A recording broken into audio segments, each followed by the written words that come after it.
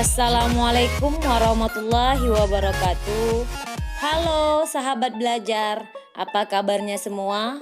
Semoga semua dalam keadaan sehat walafiat. Perkenalkan, nama saya Sri Ramayanti, asal dari Pekanbaru Riau. Perhatikan gambar berikut. Manakah yang termasuk benda tidak hidup dan makhluk hidup? Dari gambar, salah satu yang termasuk makhluk hidup adalah kucing dan tumbuhan. Sementara yang termasuk benda tak hidup adalah kursi dan pensil. Oke, dari gambar manusia dan robot berikut, apakah persamaan dan perbedaan yang dimilikinya? Oke, kedua-duanya sama-sama bergerak, tetapi robot tidak bisa bernafas, makan dan minum, dan berkembang biak. Artinya, robot tidak memiliki ciri-ciri kehidupan makhluk hidup. Makhluk hidup menunjukkan adanya ciri-ciri atau gejala-gejala kehidupan. Sedangkan benda tidak hidup tidak menunjukkan gejala-gejala kehidupan. Jadi, kira-kira apa saja ya ciri-ciri kehidupan yang dimiliki makhluk hidup? Baiklah sahabat belajar, adapun tujuan pembelajaran kita adalah agar peserta didik mampu mengidentifikasi perbedaan makhluk hidup dengan benda tak hidup. Perhatikan video ini. Video ini menunjukkan bahwa adanya gejala-gejala kehidupan dari pertumbuhan sebuah kecambah atau biji. Mula-mula dari biji, tumbuh akar, batang, hingga daun. Dan tumbuhan ini hidup pada media tanah. Dapat kita uraikan ciri-ciri makhluk hidup adalah yang pertama, bergerak dan bernapas. Bergerak. Semua makhluk hidup dapat bergerak. Gerakan pada makhluk hidup yang mudah kamu amati adalah gerakan pada manusia dan sebagian besar hewan. Hal ini dikarenakan pada manusia dan hewan mampu bergerak aktif dan berpindah tempat. Alat gerak pada hewan berupa kaki atau tungkai, sayap, dan sirip. Sementara gerakan pada tumbuhan bersifat pasif, yaitu melakukan gerakan tanpa berpindah tempat. Bernapas. Sebagian besar makhluk hidup memerlukan oksigen dari lingkungannya untuk bernafas. Alat pernapasan pada makhluk hidup bermacam-macam. Paru-paru merupakan alat pernapasan pada manusia dan hewan darat. Insang merupakan alat pernapasan pada hewan air. Dan trakea merupakan alat pernapasan pada serangga.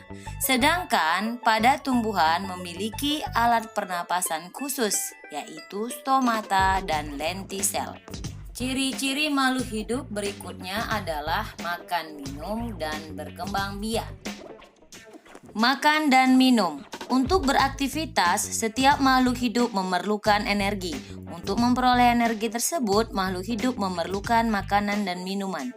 Makanan berguna untuk pertumbuhan, mengganti sel-sel yang rusak, dan menghasilkan tenaga untuk berbagai aktivitas. Makhluk hidup memperoleh makanan dengan cara berbeda. Tumbuhan dapat membuat makanannya sendiri melalui fotosintesis, sedangkan hewan dan manusia tidak dapat membuat makanannya sendiri. Berkembang biak. Perkembangbiakan dibedakan menjadi dua, yaitu generatif secara kawin dan vegetatif secara tidak kawin. Perkembangbiakan generatif ditandai oleh adanya pertemuan antara sel kelamin jantan dan sel kelamin betina. Sedangkan perkembangbiakan secara vegetatif hanya memerlukan satu individu, contoh bertunas, fragmentasi, dan stek. Berkembang biak bertujuan untuk melestarikan keturunannya agar tidak punah. Ciri-ciri makhluk hidup selanjutnya adalah tumbuh dan berkembang serta peka terhadap rangsangan yang dikenal dengan iritabilitas. Tumbuh dan berkembang. Manusia mengalami fase pertumbuhan dari janin hingga menjadi dewasa. Pada proses pertumbuhan terjadi penambahan ukuran tubuh dari yang semula kecil lalu berubah menjadi besar. Manusia juga mengalami perkembangan, yaitu proses perubahan atau penyempurnaan struktur dan fungsi organ tubuh yang menyertai proses pertumbuhan. Begitu juga hewan dan tumbuhan.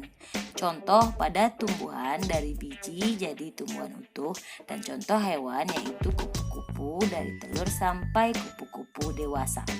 Iritabilitas atau peka terhadap rangsangan. Makhluk hidup mampu menerima dan menanggapi rangsangan. Rangsang dapat berasal dari luar tubuh maupun dalam tubuh. Rangsang dari luar tubuh dapat berupa rangsang yang bersifat fisik.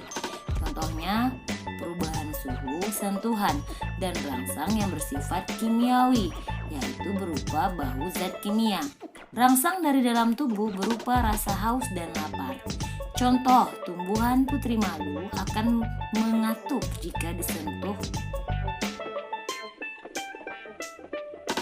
Selanjutnya, ciri-ciri makhluk hidup adalah adaptasi dan mengeluarkan zat sisa. Adaptasi atau menyesuaikan diri terhadap lingkungan. Adaptasi berguna agar makhluk hidup dapat bertahan hidup di lingkungannya.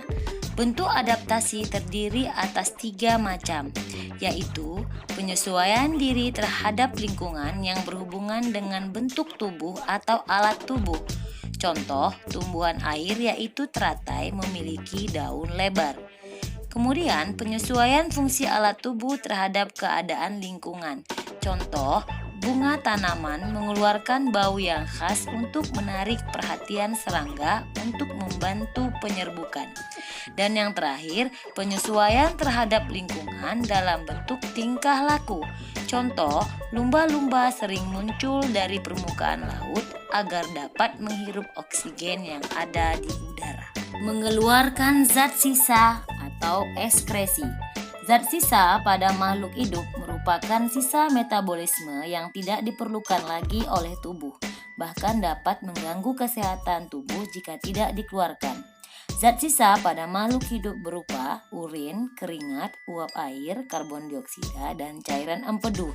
Zat sisa dikeluarkan dari tubuh melalui alat ekskresi seperti pada manusia dan beberapa hewan, yaitu melalui ginjal, kulit, hati, dan paru-paru. Sedangkan pada tumbuhan melalui stomata dan lentisel. Baiklah sahabat rumah belajar, itulah penjelasan ciri-ciri kehidupan pada makhluk hidup. Silakan kalian kelompokkan pada gambar ini makhluk hidup dan benda tak hidup berdasarkan ciri-ciri kehidupan. Selamat bekerja ya. Sekian, terima kasih. Ya sahabat belajar, jangan lupa like dan subscribe ya. Ditunggu.